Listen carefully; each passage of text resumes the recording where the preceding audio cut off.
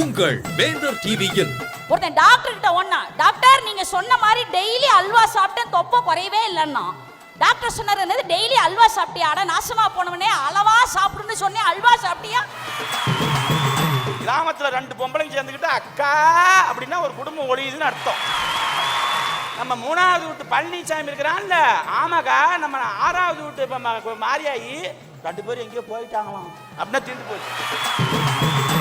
கிராமத்து மக்கள் மாடு பிடிப்பாங்கங்க, ஆனா நகரத்து மக்கள் காக்கா பிடிப்பாங்க. தெருக்கூத்து சத்தமே கிராமத்தினுடைய சலங்கை ஒளி மாதிரி 10 நாள் தொடர்ந்து நடக்கும். ஹலோ, இல்லை திருவிழாவை பற்றி சொல்லிட்டு இருந்தீங்க.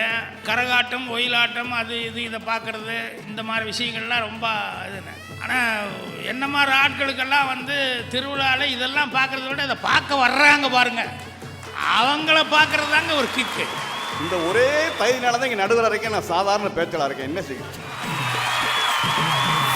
வரும் வெள்ளி காலை 9 மணிக்கு திரைப்பட இயக்குனர் மற்றும் நடிகர் திரு கே பாக்யராஜ் அவர்கள் தலைமையில் தமிழகத்தின் பிரபல பேச்சாளர்கள் கலந்து கொண்ட சுவாரஸ்யமான பட்டிமன்றம். மகிழ்ச்சியும் நிம்மதியும் நிறைந்து இருப்பது கிராமத்து வாழ்க்கையிலா நகரத்து வாழ்க்கையிலா? ருசி பிரமாதம் மனம் சூப்பர் அரோமாகி வழங்கும் சிறப்பு பட்டிமன்றம்.